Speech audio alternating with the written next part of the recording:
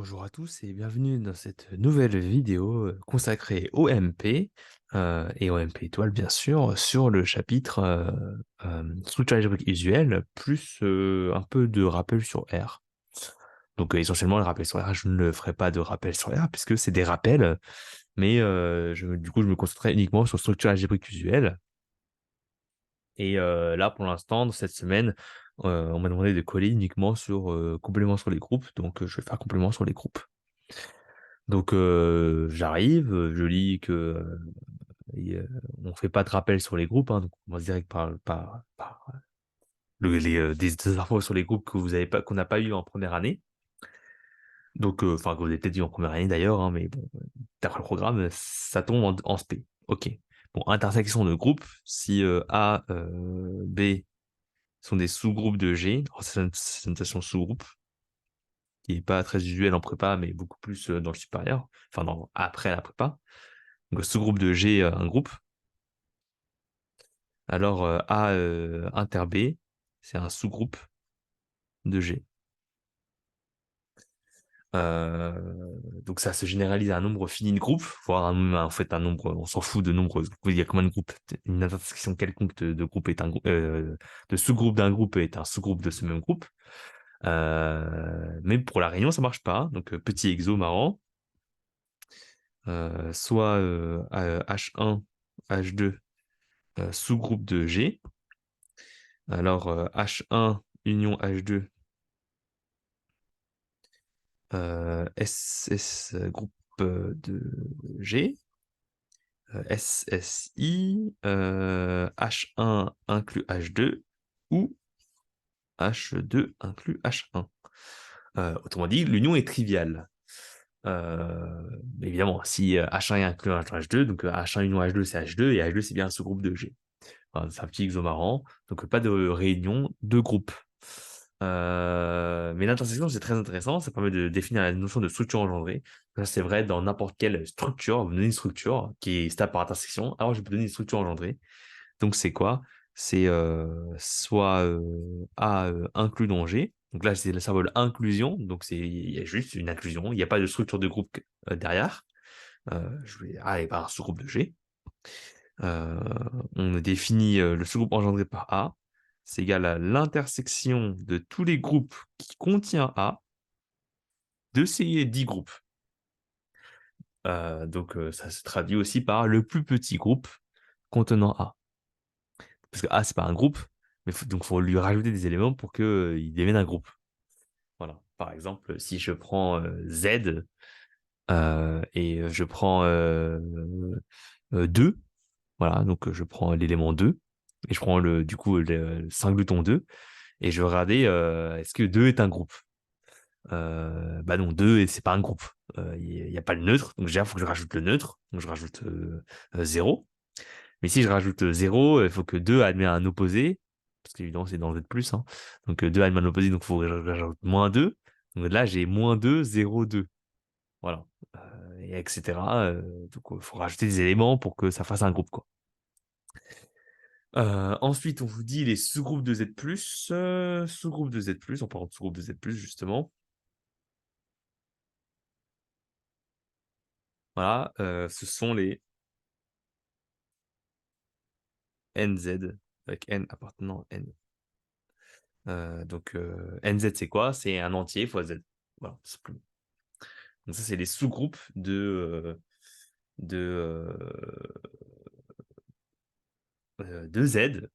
Donc, par exemple, si je voulais le sous-groupe engendré par 2, donc qui est un sous-groupe de Z, d'après le truc là, ce serait égal à 2 fois Z, ce qui est naturel, parce que si on reprend mon exemple de tout à l'heure, pour avoir, donc si j'avais pris uniquement le prix de singleton 2, il fallait que je rajoute 0 et -2, mais il faut que je rajoute aussi 2 plus 2, parce qu'il faut que ça se tape par plus, donc par lui-même, donc 2 plus 2, donc 4, donc si je rajoute 4, je rajoute -4.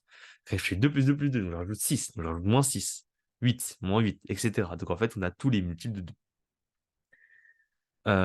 Ensuite, on parle du groupe Z sur NZ. Alors là, c'est un peu plus délicat, Z sur NZ.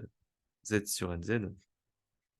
Donc, c'est l'ensemble des classes d'équivalence de la relation d'équivalence modulo N, donc les congruences.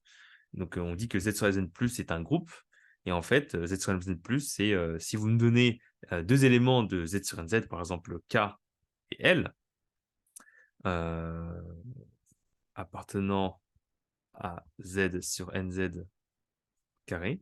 Alors, on met des barres parce qu'en fait, les éléments K et L, K, c'est après un entier, mais je mets une barre pour dire que c'est la classe de K.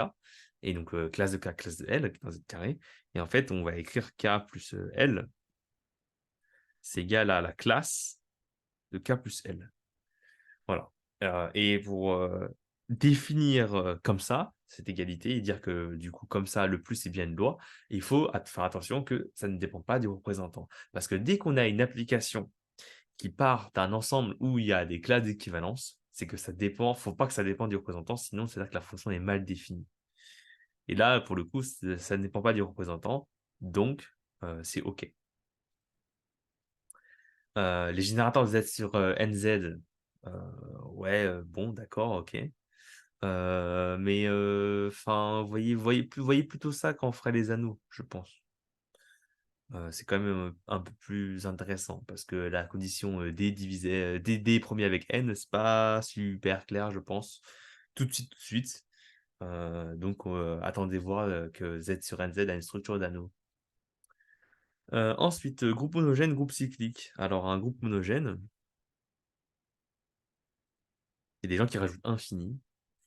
C'est un groupe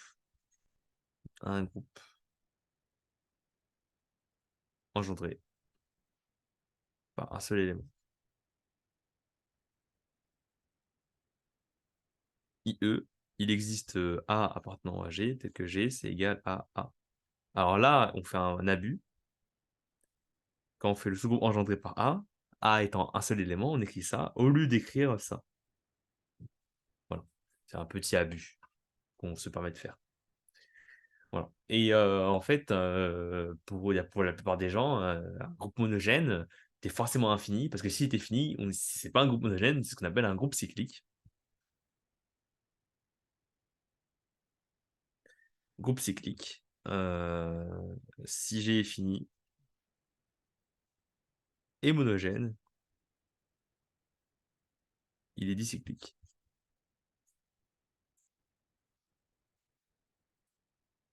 Voilà. Donc, c'est la définition d'un groupe cyclique. C'est un groupe monogène fini. Voilà. Et il y a un petit théorème sympa, c'est que si vous avez un groupe monogène infini, G, G est iso à Z, et si c'est un cyclique, G est iso à Z sur cardinal de G, Z. Voilà. C'est un joli petit théorème, très marrant. Ça vous dit qu'en fait, les groupes cycliques ou monogènes, on les connaît. Ok. Ensuite, qu'est-ce qu'on a? L'ordre d'un élément d'un groupe. Alors ça, c'est super bateau. Si X appartient à G, O de X, c'est égal à le cardinal de la classe engendrée par X. Alors moi, je n'aime pas définir l'ordre lorsque le cardinal est infini. Donc, je préfère parler d'ordre d'un élément lorsque l'élément, enfin l'ordre est fini en fait. Même si, parce que du coup, c'est possible d'avoir des ordres infinis. Par exemple, si je prends Z et je prends l'ordre de 1, bah 1, c'est un élément d'ordre infini. Parce que le sous-groupe engendré par 1, bah, c'est Z tout entier, donc c'est le cardinal infini.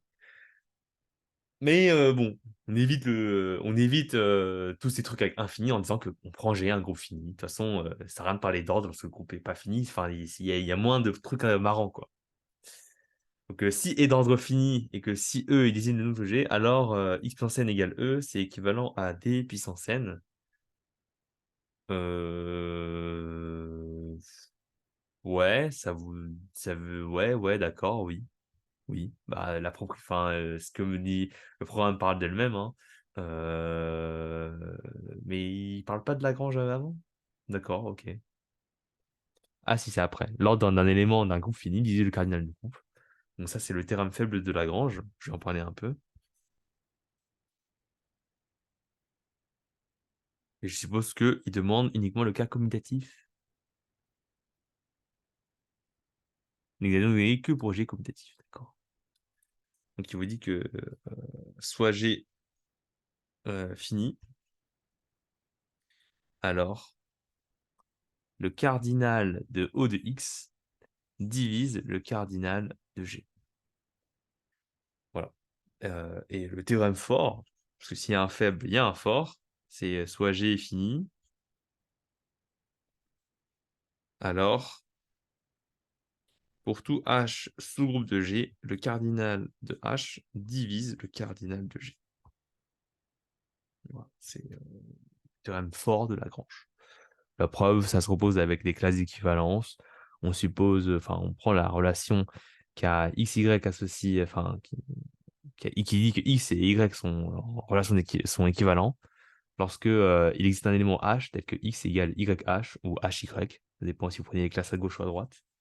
Et vous montrez que c'est une classe d'équivalence, que donc ça fait une partition, que chaque élément de la classe, enfin, il y a le même nombre de cardinales. Bon, ça, bref.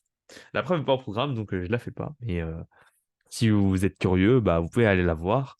Il me semble que pour XENS, c'est quasiment c'est quasiment au programme en fait, le théorème fort de Lagrange. Donc, il faut quand même le savoir le démontrer au cas où il y a un examinateur tature sur le programme.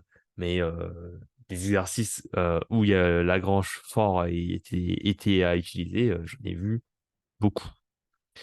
Voilà ce qui complète ce petit rappel de cours sur les structures algébriques visuelles, en tout cas sur les groupes.